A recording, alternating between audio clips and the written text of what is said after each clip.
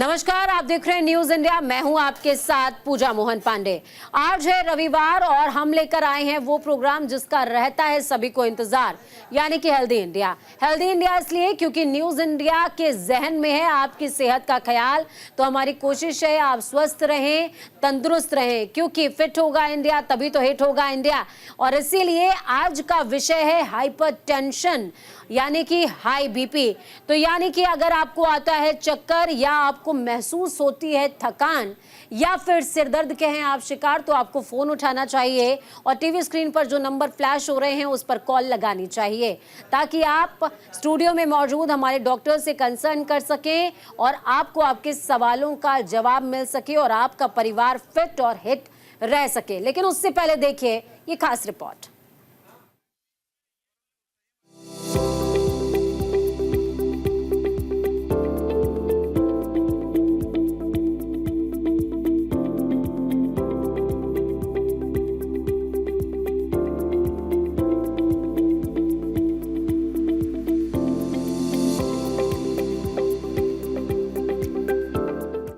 क्या आपको सिरदर्द, थकान या बेचैनी महसूस होती है, या फिर दिल अचानक तेजी से धड़कने लगता है? हो सकता है कि संकेत हो एक गंभीर समस्या के, जिसे अक्सर लोग नजरअंदाज कर देते हैं। रक्तचाप या high blood pressure. High blood pressure, जिसे हम हाइपरटेंशन कहते हैं, एक ऐसा रोग है जिसे साइलेंट किलर कहा जाता है। WHO के मुताबिक दुनिया भर में तकरीबन 1.28 बिलियन लोग हाई ब्लड प्रेशर से पीड़ित हैं। इसमें से तकरीबन आधे लोग अपनी स्थिति के बारे में जानते तक नहीं। भारत में हर 5 में से एक व्यक्ति हाई ब्लड प्रेशर से ग्रसित है। ये समस्या शहरी और ग्रामीण क्षेत्रों दोनों में तेजी से बढ़ रही है। ये समस्या सिर्फ शहरी इलाकों तक सीमित नहीं है, बल्कि ग्रामीण भारत में भी तेजी से फैल रही है। ब्लड प्रेशर है क्या? रक्तचाप वो दबाव है जो दिल रक्त को धमनियों में पंप करते समय पैदा करता है। इसे 2 भागों में मापा जाता है। सिस्टोलिक दबाव, जब दिल पंप करता है। डायस्टोलिक दबाव, जब दिल आराम की स्थिति में होता है। हाई ब्लड प्रेशर क्या है? आमतौर पर जब रक्तचाप 140/90 mmHg या उससे ज्यादा हो तो इसे हाई ब्लड प्रेशर कहा जाता है। इससे होने वाले खतरों में शामिल है दिल का दौरा और स्ट्रोक, किडनी और आंखों को नुकसान, रक्त वाहिकाओं का सख्त होना। हाई ब्लड प्रेशर अक्सर बिना किसी स्पष्ट लक्षण के होता है, लेकिन सिरदर्द, चक्कर और थकान इसके संकेत हो सकते हैं। जब रक्तचाप 90/60 mmHg से कम हो तो इसे निम्न रक्तचाप कहते हैं। इससे होने वाले खतरों में शामिल है ऑर्गन फेलियर का जोखिम। निम्न रक्तचाप से होने वाले खतरों में शामिल है कमजोरी, चक्कर आना, बेहोशी। लेकिन सवाल यह है कि हाई ब्लड प्रेशर आखिर होता क्यों है? इसके कई कारण हो सकते हैं, जैसे तनावपूर्ण जीवन शैली, असंतुलित खान पान, ज्यादा नमक और जंक फूड, शारीरिक गतिविधियों की कमी, मोटापा, धूम्रपान और शराब का सेवन। हाई ब्लड प्रेशर के कारण हृदय रोग, स्ट्रोक और किडनी की समस्याओं का खतरा कई गुना ज्यादा बढ़ जाता है। हाई ब्लड प्रेशर को हल्के में मत लीजिए। इसके लक्षण आमतौर पर ना दिखने वाले होते हैं, लेकिन कभी कभी आप महसूस कर सकते हैं। सिर दर्द, सांस फूलना, चक्कर आना, सीने में दर्द। अगर इन लक्षणों को समय रहते नजरअंदाज किया गया तो इसका अंजाम गंभीर हो सकता है।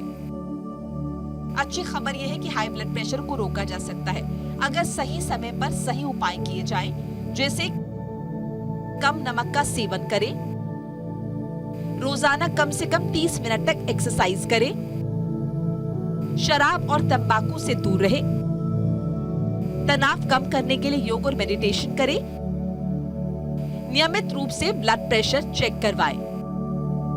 न्यूज इंडिया के लिए मोनिका सिंह की रिपोर्ट। तो देखिए, इस रिपोर्ट के जरिए हमने आपको ये बताने की कोशिश करी कि आखिरकार हाइपरटेंशन के लक्षण क्या होते हैं और किस तरीके से आप इनको कंट्रोल भी कर सकते हैं। लेकिन देखिए, जिस तरीके की हमारी जीवन शैली है, जिस तरह के हमारी दिनचर्या है, उसमें हाइपरटेंशन या फिर low blood pressure, high blood pressure, ये दोनों ही बहुत ही आम से दिखने वाली बेहद खास कह सकते हैं कि लक्षण भी है और बीमारी भी है, क्योंकि आपको समझ में भी नहीं आएगा कि आपके शरीर की शिराओं और धमनियों में दौड़ने वाला ये खून कब आपके लिए मुसीबत का सबब बन जाएगा। जरूरी है ब्लड प्योर हो और ब्लड कंटिन्यूअसली एक ही सिचुएशन, एक ही गति में बहता रहे। उसके लिए कुछ एहतियात आपको बरतने होंगे। हमारे साथ स्टूडियो में डॉक्टर नीरज त्रिपाठी जी जुड़े हुए हैं, आयुर्वेदाचार्य हैं। नीरज त्रिपाठी जी, बहुत स्वागत है सर आपका। इसके अलावा डॉक्टर अनुराग भार्गव हमारे साथ में जुड़ेंगे, रिटायर्ड सीएमओ हैं नोएडा से। डॉक्टर मेखला चंद्रा हमारे साथ में जुड़ी हुई हैं, सीनियर फिजिशियन हैं यूएसए से। Doctor Sanjeev Sinha, professor of medicine, AIIMS से हमारे साथ में मौजूद होंगे। डॉक्टर नीरज त्रिपाठी, देखिए, हमेशा ही आयुर्वेदा और एलोपैथिक, होम्योपैथिक, इन तमाम चीज़ों का झगड़ा रहा है, लेकिन समस्या से इनकार कभी नहीं किया जा सकता कि कह सकते हैं कि उच्च रक्तचाप और निम्न रक्तचाप, ये जो समस्या है, क्या इसका इलाज आयुर्वेदा में संभव है क्या, और अगर है तो कैसे? जी, पहली बात ऐसा होता है कि जितनी भी बीमारियां हैं और उसका इलाज है, चाहे कोई भी पैथी हो, हर तरीके का एक उसका मैनेजमेंट होता है और एक तरीका होता है। जैसे कि जो आयुर्वेदा है वो एक कंसेप्ट है कि बॉडी की जो जीवन शैली जैसे है उसको सही करके, खान पान के द्वारा सही करके, या हमारे अंदर जो बीमारी पनप रही है उसको कैसे रोका जाए। तो अगर जब बात रहती है रक्तचाप की, अगर उच्च रक्तचाप करें तो यहाँ पे उच्च और निम्न दोनों ही तरीके हैं एक तरह से। और आयुर्वेद में अगर हम बात करते हैं तो आजनी, मतलब कि अगर डायरेक्ट हम देखें कि रक्त नहीं तो रक्तगत वात के नाम से इसको कहीं पे वर्णन आया। दूसरा क्या होता है, धमनी प्रतिचय, और जो होता है काठिन्य, यानी कि जो ब्लड वेसल्स हैं वो हार्ड हो जाती हैं, जैसे एथेरोस्क्लेरोसिस हो गई या उनमें फैट डिपॉजिट एथेरोस्क्लेरोसिस हो गई। ये दोनों चीज़ें वहाँ पे मेंशन है। जब ये चीज़ें मेंशन है तो उनका मैनेजमेंट भी बताया गया है, उनका बचने का तरीका भी बताया गया है। तो अगर किसी का बीपी बढ़ रहा है तो उसके इलाज बिल्कुल संभव हैं, लेकिन ऐसा होता है कि हर चीज़ की एक लिमिटेशंस होती है। बिल्कुल।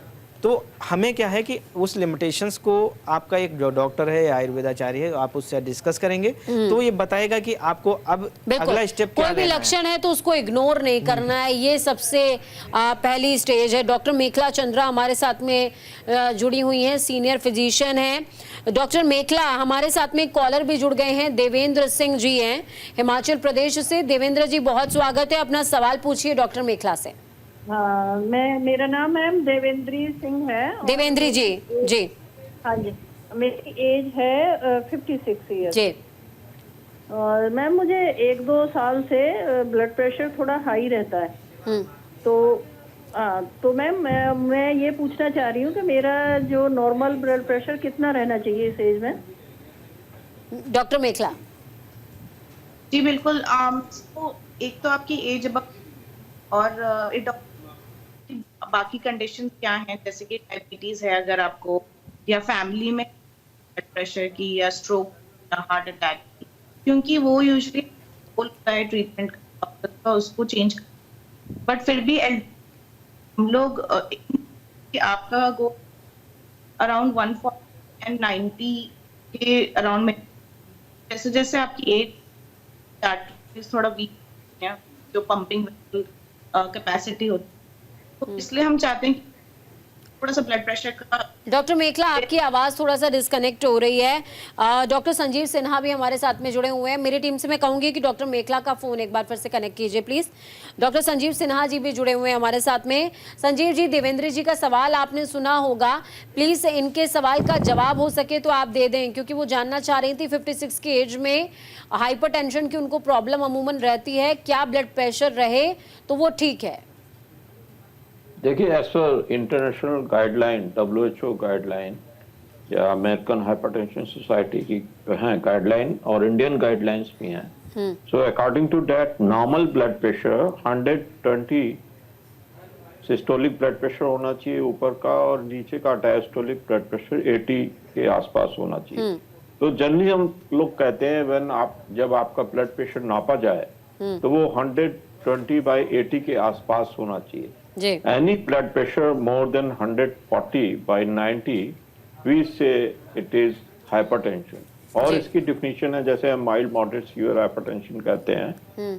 तो इस बारे में मैं बताना चाहता हूँ कि नॉर्मल ब्लड प्रेशर 100/20 120/80 होना चाहिए। ये तो एक चीज है। दूसरा, अगर क्या रिस्क फैक्टर, ये भी मैं यहाँ पे बताना चाहूंगा। तो ये देखा गया है कि एज, अगर आपकी एज ज्यादा है, आपको एंजाइटी रहती है, और ये बीमारी देखी गई है कि जेनेटिक भी होती है। अगर आपकी फैमिलीज में आपके पेरेंट्स को है तो आपको भी होने के चांसेस रहते हैं। आप ओवरवेट हैं, आप फिजिकली इनएक्टिव हैं, सीडेंटरी लाइफस्टाइल है, तो आपको हाइपरटेंशन। जेनेटिक का आपने जिक्र किया है डॉक्टर संजीव, आपने जेनेटिक का जिक्र किया है। तो कई बार ऐसा होता है कि जैसे मान लीजिए पेरेंट्स में से मदर या फादर किसी को हाइपरटेंशन की प्रॉब्लम है तो वो बच्चों में ट्रांसफर हो जाती है। और कई बार ये देखने को मिलता है कि उनको शूट अप होता है, बीपी का शूट अप होता है। जैसे बिल्कुल हाई से एकदम तुरंत ही लो हो जाएगा और लो से एकदम तुरंत हाई हो जाता है, जिसकी वजह से वो गिर भी जाते हैं कई बार। तो इसके लिए वो क्या करें कि कम से कम अगर स्टेबिलिटी तो थोड़ी सी आए लाइफ में? नहीं, देखिए, पहले तो सबसे इम्पोर्टेंट चीज है, अगर आपको ब्लड प्रेशर डिटेक्ट हुआ है तो आप अपने डॉक्टर से राय लें और उस बारे में जो भी दवाएं दी जाती हैं, जैसे पहले तो लाइफ स्टाइल मैनेजमेंट करने की जरूरत है। अगर आप ओबीज हैं तो अपना वेट कंट्रोल करिए। Smoking, tobacco smoking, alcohol intake, high fatty diet, high salt diet, और हाई ये जो लाइफस्टाइल मैनेजमेंट है, एक्सरसाइज नहीं अगर आप करते हैं, तो ये जो रिस्क फैक्टर है इनको तो पहले कंट्रोल करिए। और उसके बाद साथ में आप जो भी दवाएं डॉक्टर बताता है उसको लें, एंटी हाइपरटेंसिव ड्रग्स लें, और समय के साथ अपने को रेगुलर मॉनिटर करें अपने ब्लड प्रेशर को। आजकल तो होम मॉनिटरिंग भी अवेलेबल है, आप घर में भी मॉनिटर कर सकते हैं। और जैसे भी आपका डॉक्टर राय देता है 2 हफ्ते या महीने में एक बार जाकर इनिशियल स्टेज में ब्लड प्रेशर चेकिंग करें। और आजकल डिवाइसेस आ गए हैं जिसमें हम 20 hours ambulatory blood pressure monitoring करते हैं, जिसमें हम डिवाइस लगा देते हैं और पेशेंट को कहते हैं कि आप ऑफिस आ रहे हैं, घर पर रह रहे हैं, रात में सो रहे हैं, उसको 24 आवर लगा कर रखें। और फिर हम 24 आवर्स की रीडिंग देखते हैं, जैसा कि आपने बताया कि कभी हाई हो जाता है, कभी लो हो जाता है। तो based on that, based on report, we prefer the treatment, which kind of treatment is required. ठीक है, अनीता जी हमारे साथ में जुड़ गई हैं, हिमाचल से नेक्स्ट कॉलर हैं। अनीता जी अपना सवाल पूछिए, डॉक्टर नीरज त्रिपाठी हमारे साथ स्टूडियो में मौजूद हैं। पूछना चाहती हूँ, मेरा ब्लड प्रेशर मैं मॉनिटर करती हूँ घर पर, तो 135 और 92, 93 ऐसा रहता है। तो क्या मुझे मेडिसिन लेनी चाहिए? आपकी एज क्या है? एज मेरी 55। जी डॉक्टर नीरज जी, अभी जो आप बीपी बता रही हैं तो इसके हिसाब देखो ऐसा होता है कि एज के साथ भी बीपी का वेरिएशन, जैसे 120/80 हर समय सभी का नहीं रहता है। एज बढ़ने के साथ थोड़ा बीपी में वेरिएशन होता है। अब जैसे 135 और आपका 85 बता रहे हैं, अगर इतना रहता है तो इसमें क्या है, आपको प्रिकॉशंस लेने की जरूरत है। अपना बीपी जो है कम से कम हफ्ते में 3 बार अलग अलग टाइम पे नाप के देखें। अगर बीपी आपका कभी इससे ज़्यादा जाता है या वेरी करता है, या हफ्ते में एक बार ऐसा करके देखें, तो हमें ज़रूरत होती है थोड़ी सी प्रिकॉशन। अभी आप क्या कर सकते हैं, अगर जैसे लोअर बीपी आपका बढ़ रहा है तो थोड़ा साल्ट कंटेंट कम कर सकते हैं। अगर आप रेगुलर एक्सरसाइज करते हैं या वॉक करते हैं 30 मिनट्स का, तो भी ये चीज़ें कंट्रोल हो जाती हैं। अपने खाने में से फैट है, जो ऑयली फूड या तली हुई चीज़ें हैं, अगर आप ज़्यादा नहीं लेते हैं तो अभी इस स्टेज पे आपको मेडिकेशन के लिए जाने की ज़रूरत नहीं है।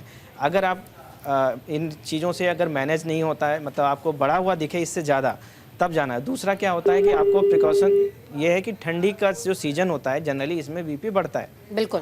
तो आप ठंडियों के सीज़न में जब आप अपने को थोड़ा सा मॉनिटर करके देखें, अगर बीपी आपका इससे ज़्यादा कहीं और बढ़ रहा है, 40 हो रहा है, 40 क्रॉस कर रहा है, तो अपने डॉक्टर से डिस्कस करें या अपने लाइफस्टाइल और सब चीज़ें जो बताई हमने उनमें चेंज करें। इससे आपको फ़ायदा रहेगा और भी डायरेक्ट मेडिसिन के ऊपर जाने की ज़रूरत नहीं है। रेखा जी हमारी नेक्स्ट कॉलर जुड़ गई हैं, दिल्ली से हैं। रेखा जी बहुत स्वागत है। डॉक्टर मेखला चंद्रा हमारे साथ में जुड़ी हुई हैं, अपना सवाल पूछिए। देखिए, मेरे हस्बैंड की उम्र ना 74 ईयर है और 18 में उनका बाईपास सर्जरी हुई थी। वो सब हम फॉलो कर रहे हैं, लेकिन 6 महीने पहले ना उनको बहुत चक्कर आया तो हमको न्यूरो में रेफर किया गया। तो न्यूरो में जब उनका MRI हुआ तो गर्दन से लेके जो सिर को नसें जा रही है उसमें 55% ब्लॉकेज था। हमने 6 महीने दवाई खाई, उसके बाद वो 45 हो गया। और हमारा कार्डियोलॉजिस्ट ये बोलता है आपको ब्लॉकेज तो है, ये ब्लॉकेज आपके नॉर्मल ब्लॉकेज है, क्या हम नॉर्मल में ले सकते हैं? चक्कर आने तो बंद हो गए अब उनको। डॉक्टर मेखला, आई थिंक ये न्यूरो से रिलेटेड प्रॉब्लम है, लेकिन अगर आप इसका कुछ समाधान दे सकती हैं तो। जी, आपको आवाज आ रही है मेरी? बिल्कुल, आपकी आवाज स्पष्ट है, बोलिए। ठीक है। I didn't get half of the question कि 55 है और 45, वो क्या बोल रहे थे? वो ये बोल रहे थे कि उनकी जो एज है वो 74 अकॉर्डिंग है और 2018 में सर्जरी हुई है, तो फिर उसके बाद डॉक्टर्स ने उनको न्यूरो को रेफर कर दिया। तो जो नसें उनकी सिर से लेकर के रीढ़ की हड्डी पे जा रही हैं, यानी कि स्पाइनल पे जा रही हैं, उसमें कुछ ब्लॉकेज बताया है। तो कार्डियो को रेफर किया गया, तो कार्डियो ने बोला कि ये जो ब्लॉकेज है वो ट्रीटमेंट के बाद 40% तक तो ठीक हुआ है, लेकिन 40% के बावजूद कह रहा है कि नॉर्मल ब्लॉकेज है। आई थिंक इनका जो सवाल है वो न्यूरो से रिलेटेड है, पर फिर भी अगर आप इसका जवाब दे सकते हैं तो प्लीज। एक्चुअली हाँ, मतलब क्योंकि उनकी एज 74 है तो जो भी फाइंडिंग्स उन्होंने देखी हैं it's kind of expected at that age. जी। वो बात कर रहे हैं मेनली आर्टेरियल स्टेनोसिस की, यानी कि जो आपकी आर्टरीज विद एज होती है कैल्सिफाइड हो जाती है, एथेरोस्क्लेरोसिस हो जाता है, और ये खुद का रिस्क फैक्टर बन सकता है फॉर स्ट्रोक। तो high blood pressure leading to narrowing and ये पूरा कार्डियक कॉम्प्लिकेशन करके अल्टीमेटली स्ट्रोक को भी लीड कर सकता है। जैसे आपने सुना होगा कि बहुत बार ब्रेन में ब्लीड हो जाती है या कोई क्लॉट हो जाता है। तो आई थिंक उनकी जो कार्डियोलॉजिस्ट और न्यूरोलॉजिस्ट हैं, ऑब्वियसली हमारे पास रिपोर्ट्स नहीं है, उन्होंने जो भी उनको रेंज बोली है वही मेंटेन करें। Blood thinners will be an important thing for him अगर ब्लीडिंग नहीं हुई है, and blood pressure control will be important for him. बिल्कुल। डॉक्टर मेखला, एक सवाल मेरा आपसे और रहेगा। देखिए, मौजूदा समय में जिस तरीके की लाइफस्टाइल हम अडॉप्ट करने लग गए हैं, हर चीज़ बहुत सिंपल कर दी गई है। पहले क्या होता था, गाँवों में फीमेल्स चक्री चलाया करती थी, चरी काटना और तमाम चीज़ें हुआ करती थी, और नॉर्मल शहरी लाइफस्टाइल में भी उतना चीज़ें ईजी नहीं थी। हम सीढ़ियाँ भी चढ़ते थे, अब हर चीज़ में इतना ईजी हो गया है कि लिफ्ट लगी हुई है और किचन इक्विपमेंट्स इतने ज़्यादा इजी कर दिए हैं कि सब कुछ बहुत ऑटोमेटिक हो गया है। तो क्या ये लाइफस्टाइल हमारे लिए, और जो इजी लाइफस्टाइल है वो हमारे लिए बहुत मुश्किल खड़ी कर रहा है क्या? जी, आपने बिल्कुल सही सवाल पूछा है। आजकल का जो लाइफस्टाइल है, जैसे हम वेस्टर्नाइजेशन कह रहे हैं, हर चीज बहुत आसानी से आपकी फिंगर टिप पे अवेलेबल है। आप खाना ऑर्डर कर सकते हैं, आपको ऊपर चढ़ने के लिए लिफ्ट है, सारी मशीन्स अवेलेबल है। So they are indirectly creating something called as metabolic syndrome, जिसके लिए overweight, diabetes, high blood pressure, ये सारे एक स्पेक्ट्रम है, अबनॉर्मल कोलेस्ट्रॉल, तो ये सारे एक स्पेक्ट्रम आता है एंड ये बहुत ही बढ़ता जा रहा है। आप यंगस्टर्स में भी देखेंगे, like late 20s early 30s में भी आप नोटिस करेंगे कि डायबिटिक हो रहे हैं, ब्लड प्रेशर हो रहा है, फैटी लिवर आपको मिल रहा है। सो ये सारा एक ही स्पेक्ट्रम है जिसमें हमारी healthy diet and lifestyle options are a compromise. So जो आपने पूछा है उसकी एक्चुअली ट्रीटमेंट यही है कि हम थोड़ा अवेयरनेस हो, अपने वेट को मेंटेन करें। जो हम क्रॉनिक स्ट्रेस में वर्क की वजह से रहते हैं, जिससे कॉर्टिसोल क्रॉनिकली बढ़ा रहता है, वो भी हमारे हार्मोनल्स उसमें इफेक्ट करता है। तो जहाँ जहाँ हो सकता है हमें एक्सरसाइज इंकलकेट करनी चाहिए, एक हेल्दी लाइफस्टाइल मेंटेन करना चाहिए। स्मोकिंग, अल्कोहल, ये डायरेक्टली इम्पैक्ट करते हैं आपके ब्लड प्रेशर को, उनको अवॉइड करना चाहिए। बिल्कुल। एंड बाकी meditation techniques is a big बिल्कुल, यानी कि कुल मिलाकर के डॉक्टर मेखला चंद्रा तमाम जो व्यूअर्स हैं उनसे ये कह रही हैं, और दिल्ली एनसीआर वालों से खासकर कह रही हैं कि अगर आप 2 फ्लोर तक भी रहते हैं, 3 फ्लोर तक भी रहते हैं, तो छतों से वो डलिया लटकाना बंद कर दीजिए, थोड़ा सा सीढ़ी के नीचे उतर करके आइए और सब्जी खरीदिए, ताकि आपका जो मेटाबॉलिज्म है वो ठीक रहे। पूजा आज जुड़ गई हैं, नेक्स्ट कॉलर है हमारे साथ में, इटारसी से जुड़ी हैं। पूजा जी बहुत स्वागत है आपका। अपना सवाल डॉक्टर संजीव सिन्हा से पूछिए। जी मैं ये पूछना चाह रही थी, मेरे हस्बैंड को अभी जून में मॉर्निंग में उठे और उनको पेट में हल्का बोले भारीपन लग रहा है और हाथ की उन्होंने कोई ये नहीं बताया कि दर्द हो रहा है। और मैं हॉस्पिटल लेके गई और वहाँ पे डॉक्टर बोले कि अटैक आ गया है, कोरोना भी हुआ था, तो ये किस वजह से हुआ होगा? अटैक भी आया और हार्ट फेलियर की स्थिति भी बन गई और मतलब शांत हो गए वो जी। तो ये किस वजह से? हस्बैंड की एज कितनी है? 65 करीब। 65 है। तो देखिए एक ये जो ना इंफीरियर वॉल एमआई कहते हैं हम, तो वो ऐसे प्रेजेंट होता है कि आपको एपिगैस्ट्रिक रीजन में अपर पार्ट ऑफ एब्डोमेन में पेन फील होता है, या गैस्ट्राइटिस, जैसे गैस्ट्राइटिस में आपको फील होती है जलन, पेन उस तरह से प्रेजेंट होता है हार्ट अटैक। तो ये जो है इस बारे में तुरंत अगर आपके डॉक्टर ने ऑलरेडी डायग्नोज कर लिया है और उन्होंने कहा है कि ये हार्ट अटैक है, ईसीजी चेंजेस हैं, इको में चेंजेस आ रहे हैं और अगर एंजियोग्राफी करी है उसमें चेंजेस आ रहे हैं, तो एज पर प्रोटोकॉल जो भी ट्रीटमेंट है, अगर उनको ब्लॉकेज है, स्टेंट लगाने की जरूरत है तो वो करना पड़ेगा। अगर उनको हाइपरटेंशन रहता है, डायबिटीज है, हाइपर लिपिडीमिया है, तो उसका ट्रीटमेंट देना पड़ेगा। ब्लड प्रेशर कंट्रोल करना पड़ेगा, डायबिटीज कंट्रोल करनी पड़ेगी और हाइपर लिपिडीमिया का ट्रीटमेंट देना पड़ेगा। और कॉरोनरी आर्टरी डिजीज का जो भी ट्रीटमेंट डॉक्टर ने बताया है तो उसको आपको देना पड़ेगा। और आप अगर उनका वेट ज़्यादा है तो वेट कम करना पड़ेगा और जो भी लाइफ स्टाइल मैनेजमेंट करके उनको पूरी तरह से अपना ख्याल रखना पड़ेगा और बिल्कुल रेगुलर अपना चेकअप भी कराते रहें, अपने डॉक्टर से राय लेते रहें। बिल्कुल पूजा जी, मैं ये अपेक्षा करती हूँ कि आपको आपके सवाल का जवाब मिल चुका होगा। डॉक्टर्स लगातार हमारे साथ स्टूडियो में और ऑनलाइन भी जुड़े हुए हैं। अपने सवाल आप पूछते रहिए क्योंकि हमारी कोशिश है कि आपका परिवार स्वस्थ रहे। वक्त यहाँ पर छोटे से ब्रेक का है।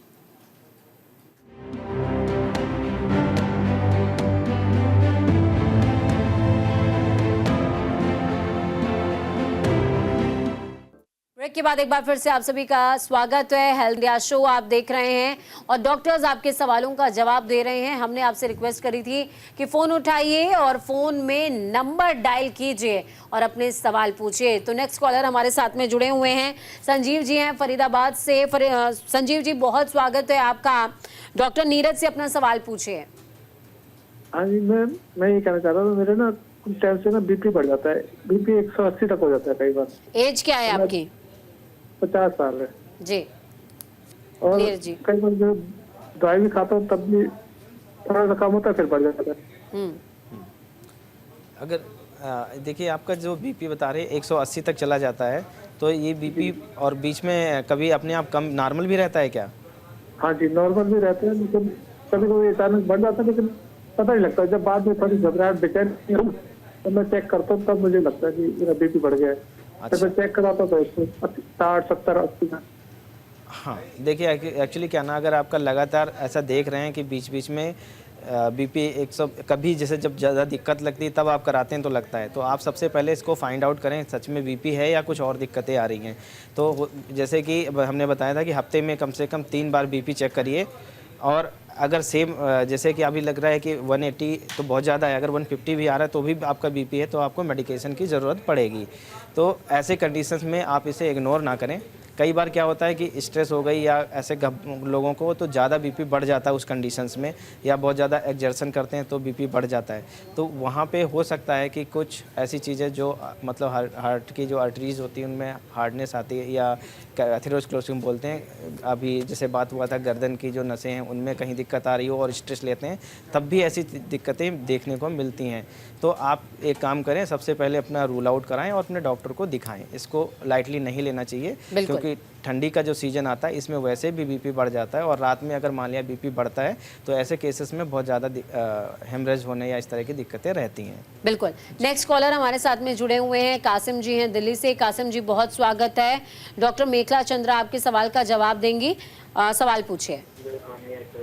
सर मुझे ये लेफ्ट साइड में, हार्ट साइड में मुझे ये होता है कि जैसे किसी की जय में इलेक्ट्रिक शॉक की तरफ फील होता है लेफ्ट साइड में, किसी किसी दिन मैं वीक में 2 बार 3 बार 4 बार ऐसा मुझे महसूस हो, जैसे लगता है कि मुझे हार्ट की साइड में कोई जैसे शॉक लग गया। आपकी एज क्या है? आपकी एज क्या है कासिम जी?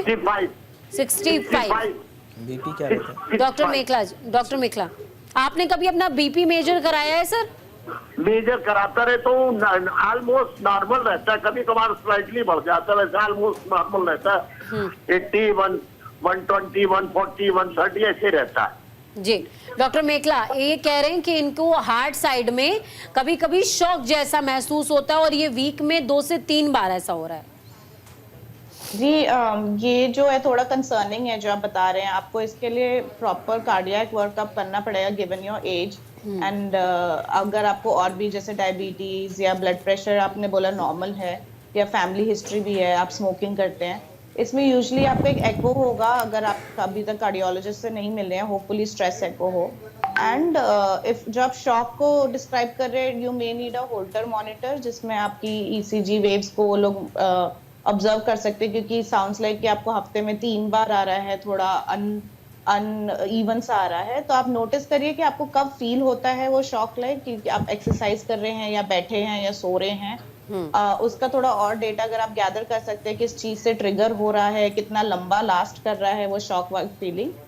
बट अल्टीमेटली आई थिंक आपको एक कार्डियोलॉजिस्ट को जो इनमें सुपर स्पेशलिटी होती है उनको दिखाना चाहिए। बिल्कुल। हमारे साथ में नेक्स्ट कॉलर जुड़े हुए हैं वीरपाल जी हिमाचल से। वीरपाल जी, डॉक्टर संजीव सिन्हा आपके सवाल का जवाब देंगे। अपना सवाल पूछिए, स्वागत है आपका। डॉक्टर साहब, मेरा बीपी जो है 146 80 आ रहा है। मेरी एज है 68। जी, और आपको इसके साथ कुछ परेशानी लगती है? सिर में दर्द रहता है? मुझे परेशानी कोई नहीं लगती। मैं 2 टाइम घूमता हूँ, एक्सरसाइज करता हूँ, योगा करता हूँ और मैं दिन में 2 बार घूमता हूँ और करीब 6-7 किलोमीटर घूमता हूँ दोनों टाइम में। तो आपकी समस्या क्या है? आपकी समस्या क्या है वीरपाल जी? आप पूछना क्या चाह रहे हैं? ये बीपी बढ़ता है मेरा, 146 to 80 आ रहा है। कभी कभी होता है। ये जो ब्लड प्रेशर आप ऊपर का आपका थोड़ा सा ज्यादा आ रहा है, ये 130 से नीचे होना चाहिए इस एज में। तो आप एक तो पहले लाइफ स्टाइल मैनेजमेंट करिए, नमक कम खाइए, अगर आपका वजन ज्यादा है तो वेट कम करिए, डायबिटीज है तो उसको कंट्रोल में करके रखिए और रेगुलर एक्सरसाइज करिए, तली हुई चीजें ना लें, फैटी फूड ज्यादा ना लें। और अगर ये ठीक नहीं होता है 2-3 महीने तक, इससे भी आपका ब्लड प्रेशर हाई रहता है, तो आपको अपने डॉक्टर से राय लेने के बाद इसके लिए दवाएं शुरू करनी पड़ेंगी। बिल्कुल, दवाएं शुरू करनी पड़ेंगी वीरपाल जी, ये डॉक्टर सिन्हा ने आपसे कहा है और इसको कंसर्न इसको एक एडवाइस के तौर पर समझिए और इसको इम्प्लीमेंट भी कीजिए अपनी लाइफ में। हम ये अपेक्षा करते हैं कि आपको आपके सवाल का जवाब मिल गया होगा। डॉक्टर नीरज त्रिपाठी हमारे साथ स्टूडियो में मौजूद हैं। डॉक्टर नीरज, मैं आपसे समझना चाहूँगी, अमूमन कई बार ऐसा होता है कि फीमेल्स को प्रेगनेंसी के दौरान हाइपरटेंशन की प्रॉब्लम या लो या फिर हाई किसी भी तरह की प्रॉब्लम हो सकती है, तो उस दौरान वो मेडिसिन खाना तो शुरू करती हैं, लेकिन वो मेडिसिन जो हैं वो लॉन्ग लास्ट खाती रहती हैं। तो ये कितना डेंजरस हो सकता है और इसके लिए क्या करना चाहिए? जी, अब अच्छा क्वेश्चन है। एक्चुअली क्या ना, ड्यूरिंग प्रेगनेंसी कुछ केसेस में हम लोग जेस्टेशनल हाइपरटेंशन बोलते हैं, यानी कि प्रेगनेंसी के दौरान उसको बीपी बढ़ जाता है। ऐसे शुगर भी बढ़ती है कई लोगों में। तो होता क्या है कि लोग वो बीपी इतना ज़्यादा बढ़ता है कई बार, तो 2 मेडिसिन 3 मेडिसिन ऐसे खा के आते हैं हमारे पास में। मैं जैसे जब डिलीवरी होने के बाद भी वो बीपी की दवाएं चल रही होती है और बीपी भी ज़्यादा आ रहा होता है।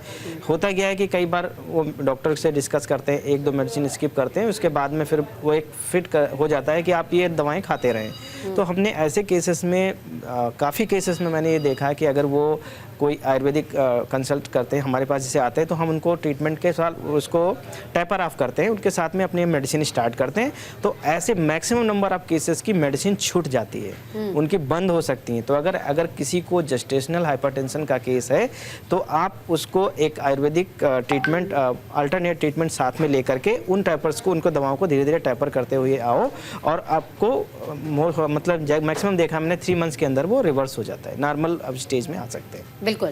तो वो तमाम फीमेल्स जो इस समय प्रेगनेंसी फेज से गुजर रहे हैं, तो आपके लिए ये एडवाइस है नेक्स्ट कॉलर हमारे साथ में त्रिलोक सैनी जी जुड़ गए हैं। त्रिलोक जी, बहुत स्वागत है आपका। अपना सवाल डॉक्टर मेखला चंद्रा से पूछिए।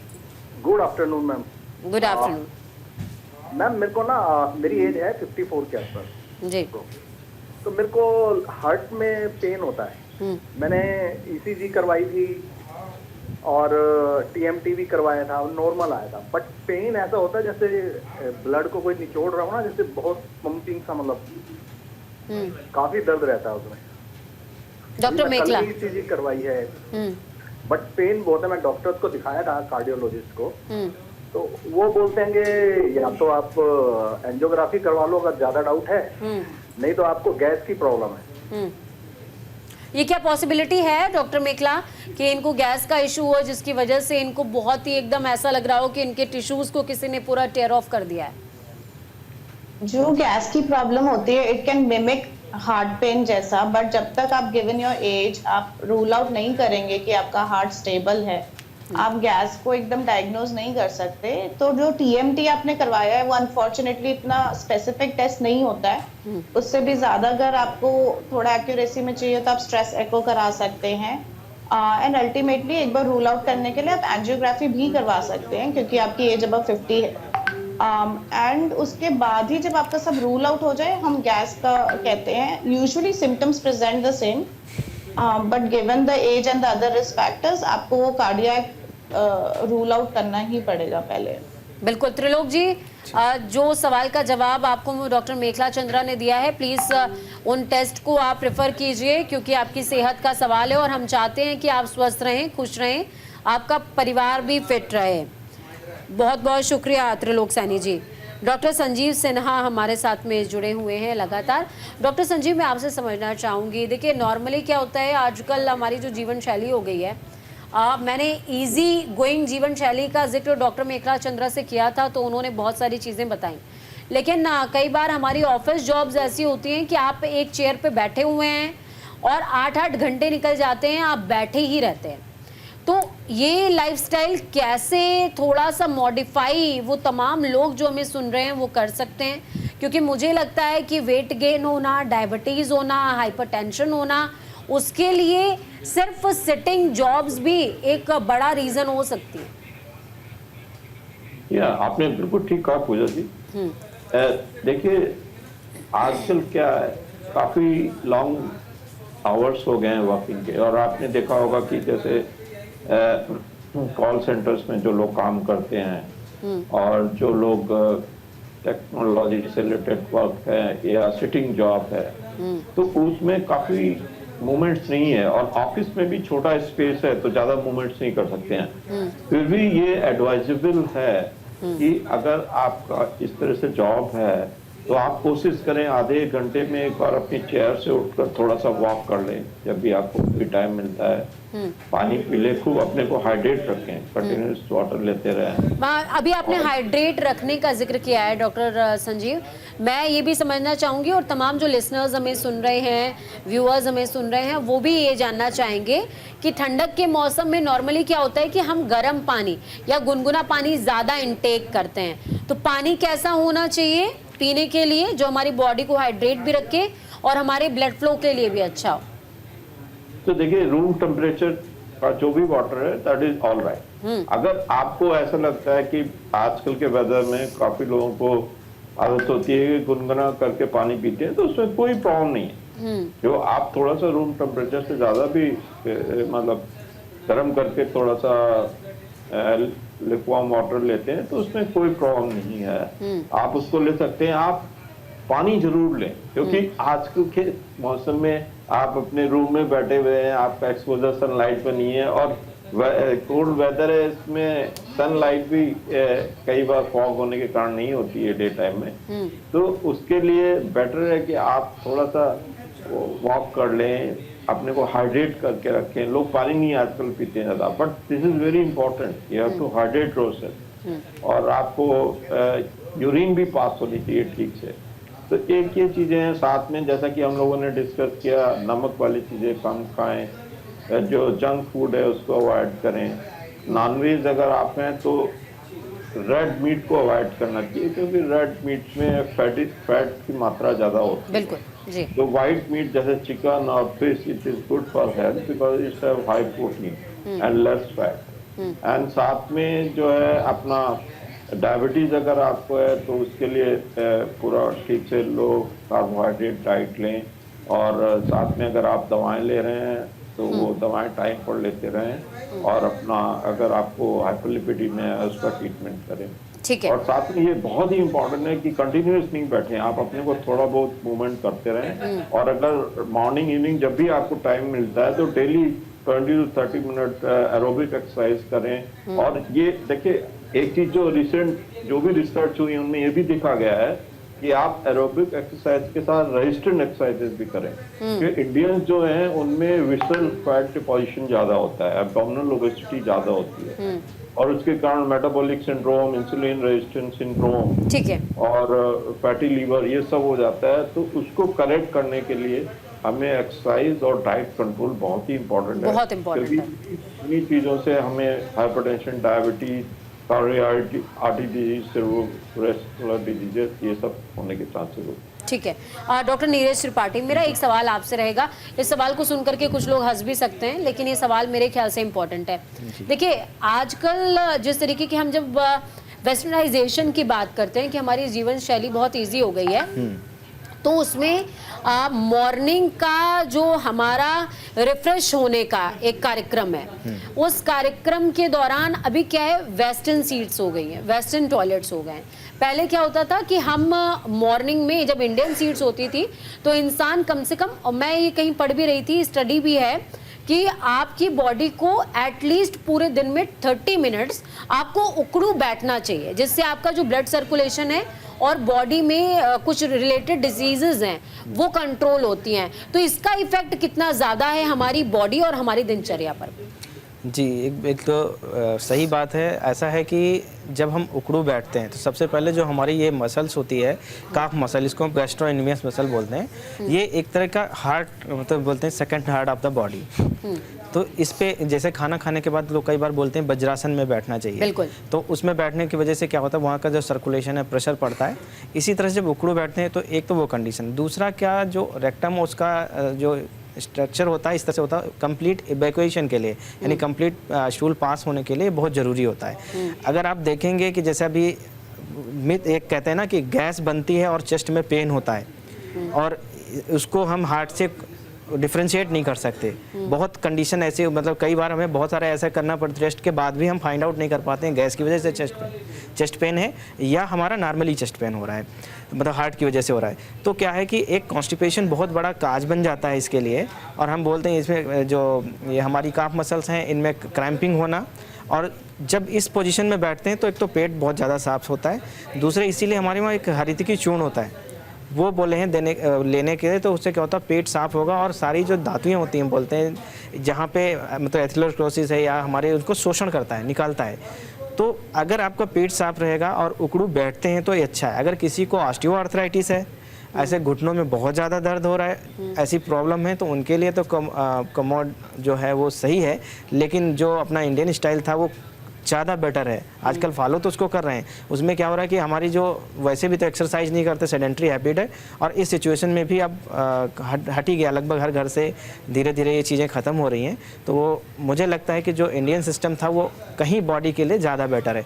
आजकल जो वेस्टर्न सिस्टम है उसमें भी कई बार ऐसे इक्विपमेंट्स आ रहे हैं कि साइड में लगा के उसके ऊपर बैठने के लिए भी, या स्टूल लगा के जब बैठते हैं आगे स्टूल लगा लेते हैं थोड़ा सा ऊँचा, तो भी वही कटिंग पोजिशन हो जाती है। तो आप इस चीज़ को मैनेज कर सकते हैं, और ये आई थिंक इंडियन फॉलो करेंगे तो अच्छा है। अगर जिनको घुटनों में ऐसी दिक्कत नहीं, कई बार क्या होता है जिनको हार्ट की प्रॉब्लम होती है, उनको स्टूल डेफिकेशन के जब जोर लगाते हैं तो कई बार उस समय भी लोगों को हार्ट अटैक के केसेस मिलते हैं। तो ऐसी कंडीशंस हैं, तो आप देखें कि वहाँ पे उकड़ू को अवॉइड करना है, वहाँ पे कमोड आप यूज कर सकते हैं जहाँ पे हमें जोर नहीं है। लेकिन अगर आप नॉर्मल हेल्दी हैं तो आप उसको फॉलो करें। आप बैठेंगे तो आपके पेट पे भी प्रेशर पड़ता है। आजकल ओबेसिटी इतनी हो गई कि आप किसी को बैठा दीजिए उससे बैठा ही नहीं जाएगा, बिल्कुल बैठा ही नहीं जाएगा, सांस नहीं आएगी। यही मैं कह रही हूँ कि वज्रासन, नॉर्मली जब हम योगा डे आता है तो योगा डे के दौरान भी हम वज्रासन कर रहे हैं और भी तमाम आसन कर रहे हैं, तो इंसान उकड़ू बैठ ही नहीं पाता। तो वो जो सिचुएशन हमारी आ गई है वो बहुत ही बैड सिचुएशन है। डॉक्टर संजीव सिन्हा हमारे साथ में जुड़े हुए हैं। डॉक्टर संजीव, मैं आपसे एक विषय समझना चाहूँगी। आजकल देखिए फीमेल्स जो हैं वो बहुत ही वर्किंग हो गई हैं और नॉर्मली देखिए उनकी भाग दौड़ वाली भी जॉब है, कुछ सेल्स में है, कुछ आईटी में है, कुछ हमारी तरह मीडिया में भी हैं। तो दौड़ भाग भी है उनकी लाइफ में और साथ में उनकी लाइफ उतनी स्टेबल नहीं है जितनी स्टेबल होनी चाहिए। इस लाइफस्टाइल के बीच में कैसे अपने बीपी, कैसे हाइपरटेंशन को अवॉइड किया जाए या फिर अवॉइड ना किया जाए, बैलेंस किया जाए? मेरा सवाल थोड़ा गलत हो गया, बैलेंस कैसे किया जाए? देखिए, एक चीज बहुत ही इम्पोर्टेंट है, जो भी आपका जॉब है, जैसे आपने बताया कि हर फील्ड में आजकल डॉक्टर हैं और डॉक्टर मेगा भी बैठे हुए हैं और CSPG से, तो डॉक्टर्स भी काफी लेडीज हैं आजकल। और मैं ये बताना चाहूंगा, जो भी आप जॉब कर रहे हैं उसको आप एंजॉय करिए, उसको इस तरह से लें कि ये जॉब के साथ साथ जो भी आप कर रहे हैं मन लगा के कर रहे हैं और इसको पूरा अपने मन से करिए, पूरा अपना जो भी है उसमें इन्वॉल्व होके करिए और उसको स्ट्रेस ना लीजिए, एज ए एंजॉय करके वर्क करिए। तो पहली तो चीज ये है कि जिस इन्वायरमेंट में आप हैं उसको पॉजिटिव रखिए और उसको हेल्दी रखिए और उसको अपना समझ के काम करिए। साथ में और चीजें हैं, लोग आजकल एक्सरसाइज अपना करते रहिए। योगा करने से देखिए बहुत फायदा होता है, योगा करने से स्ट्रेस बहुत कम होता है। लोग मेडिटेशन भी करते हैं, जो जिन लोगों को मेडिटेशन अच्छा लगता है वो मेडिटेशन करें और साथ में लाइफस्टाइल मैनेजमेंट जो भी हम लोगों ने डिस्कस करा वो करें। हेल्दी फूड लें, फूड इज वेरी इंपॉर्टेंट। तो अगर आप जाते हैं आपके ऑफिस में, अपने घर से अपना टिफिन बॉक्स लेकर जाए अगर पॉसिबल है, और डे टाइम में फ्रूट्स भी लें। देखिए आजकल लोग फ्रूट्स और ग्रीन वेजिटेबल बहुत कम कर दिया है लोगों ने लेना, तो उसमें इसलिए देना चाहिए कि डे टाइम में एटलीस्ट अगर आप पूरा खाना नहीं ले जा सकते हैं तो आप फ्रूट्स ले जाइए, फ्रूट्स अपने टिफिन बॉक्स में रख लीजिए। बिल्कुल, जो भी सीजनल फ्रूट्स है उनको लें। बिल्कुल, और नमक, यानी कि जो भी पॉसिबल हो सकता है अपनी नेक्स्ट पॉसिबिलिटीज को आप प्रेफर दीजिए, प्रेफरेंस दीजिए, चाहे उसमें फ्रूट्स आते हो या एक्सरसाइज आती हो, आपको प्रेफरेंस अपनी लाइफस्टाइल के लिए देना पड़ेगा। मनीषा शर्मा हमारे साथ मुंबई से नेक्स्ट कॉलर जुड़ गई हैं। मनीषा जी, अपना सवाल पूछिए, डॉक्टर मेखला चंद्रा जवाब देंगी। जी गुड आफ्टरनून डॉक्टर। मुझे एक्चुअली पूछना था कि मेरा तबियत 3-4 साल से मुझे बीपी का प्रॉब्लम हुआ है और 180 तक चला जाता था मेरा बीपी, थोड़ा टेंशन की वजह से, पर अभी थोड़ा स्टेबल रह गया है, मतलब थोड़ा टेंशन कम है तो वो नॉर्मल से आ गया है, मतलब 130 140, कभी कभी 120 होता है। तो इसका क्या रीजन है? क्या मैंने दवाइयाँ एक्चुअली मुझे शुरू नहीं की है, मेरे डॉक्टर ने मुझे मना किया था कि अभी आप दूर खाइए डॉक्टर मेडिसिन, क्योंकि कंटिन्यू वो नहीं था, स्टेबल नहीं था कि कोई 180 या 160 पे ही हो, ऐसा कुछ था नहीं। तो क्या कर सकती हूँ मैं? डॉक्टर मेखला चंद्रा, मनीषा जी के सवाल का तो जवाब दीजिए ही, लेकिन इसमें मैं एक और सवाल ऐड ऑन कर रही हूँ। फीमेल्स देखिए नॉर्मल लाइफ में आजकल PCOD जैसी तमाम जो प्रॉब्लम्स हैं उनसे गुजर रही हैं, डिप्रेशन हो गया, एंटी डिप्रेशन पिल्स जो है यंगस्टर्स बहुत ज़्यादा ले रहे हैं, तो इसका भी एक जवाब प्लीज ऐड ऑन कर दीजिएगा इनके सवाल में। जी बिल्कुल, बस मैं उनकी एज कंफर्म करना चाहूंगी। मनीषा जी, आपकी एज क्या है? 45। 45, ठीक है। तो साउंड्स लाइक आपकी रीडिंग जो है थोड़ी इनकंसिस्टेंट है, तो जैसे कि पहले डॉक्टर नीरज ने भी बोला, आप ट्राई करिए कि आप एक टाइम पे of the day at least 2 to 3 readings during the week लीजिए। जब आप काम हो तो बीपी लेने का भी एक तरीका होता है, जैसे हम 5 आवर्स के नाम से जानते हैं, जहाँ पे आप रेस्टिंग पे हैं, आपके पैर जमीन को टच कर रहे हैं, आप बात नहीं कर रहे हैं, कोई जल्दबाजी में नहीं है, तो फिर रिकॉर्ड करिए उस रीडिंग को। अगर आपका 140 के अराउंड आ रहा है then probably you don't need medicine. Of course आपकी कोमॉर्बिड कंडीशंस को रूल आउट करना पड़ेगा। एंड टू ब्रिंग इन जो आपने PCOS and you know women struggling, working women, तो आजकल क्या हो गया ना, हम हमेशा क्रॉनिकली फाइट मोड में रहते हैं, we forget to rest and digest. तो जो हमारे जो हार्मोन्स हैं स्पेशली इन फीमेल्स, कॉर्टिसोल उनको बहुत इफेक्ट करता है, जो फीमेल हार्मोन्स को भी इफेक्ट करता है। इसलिए आप देखेंगे कि ये जो PCOS जैसी समस्याएं ये बढ़ रही हैं, डिप्रेशन बढ़ रहा है, क्योंकि ये सारा आपका न्यूरो हार्मोन को इफेक्ट करता है। वजन बढ़ता है तो उसकी वजह से ये सारे जो फैट सॉल्युबल हार्मोन्स होते हैं, जो फैट प्रोड्यूस्ड हार्मोन होते हैं, ये ज्यादा बढ़ते हैं। तो इसलिए डिप्रेशन, पीसीओएस, मेटाबॉलिक सिंड्रोम, ये सारे एक स्पेक्ट्रम में आप देखेंगे अपने आप को। तो I would suggest for working women, आप एटलीस्ट जैसे कम्यूट कर रहे हैं तो आप अपना 15 मिनट कोई मेडिटेशन ऐप यूज कर लें, कुछ आराम, अच्छी चीजें, पॉजिटिव चीजें सुने। जहां हो सकता है एस्केलेटर्स ना लें, मेट्रो में आप सीढ़ी लें। So just try to be more active, and anyone above 35 should do resistance training in women, क्योंकि जो अर्ली मेनोपॉज है वो भी आप बहुत ज्यादा देख रहे हैं आजकल women में। तो जो रेजिस्टेंस ट्रेनिंग, स्ट्रेंथ ट्रेनिंग है, that is shown to be beneficial for those also। बिल्कुल। चलिए, आप सभी डॉक्टर्स का बहुत शुक्रिया हमारे साथ जुड़ने के लिए, अपनी अहम राय हमारे साथ साझा करने के लिए। तो हमारी कोशिश थी कि आपको आपके सवालों का जवाब मिल पाए और आप फिट रहें, आपका परिवार सुपर हिट रहे, क्योंकि न्यूज़ इंडिया राष्ट्र की आवाज़ तो है ही, और डॉक्टर्स को हमने आपकी जो तमाम तकलीफ़ें हैं उनका आवाज़ बनाने की कोशिश करी है। तो जो सलाह दी गई है, जो बताया गया है लक्षण, उनको आप इम्प्लीमेंट कीजिए, अपनी लाइफ में सुधार लाइए, अपनी लाइफस्टाइल में। दिल्ली एनसीआर वालों से खास रिक्वेस्ट है, डलिया और जो आप थैली लटकाते हैं वो लटकाना छोड़ दीजिए, थोड़ा सा सीढ़ियों का इस्तेमाल कीजिए और सब्जियां नीचे उतर करके खरीदना शुरू कीजिए। फिलहाल इस बुलेटिन में, इस खास प्रस्तुति में इतना ही। हमें दीजिए अनुमति। शनिवार और रविवार एक बार फिर से हेल्दी इंडिया लेकर हम आपके सामने मौजूद होंगे।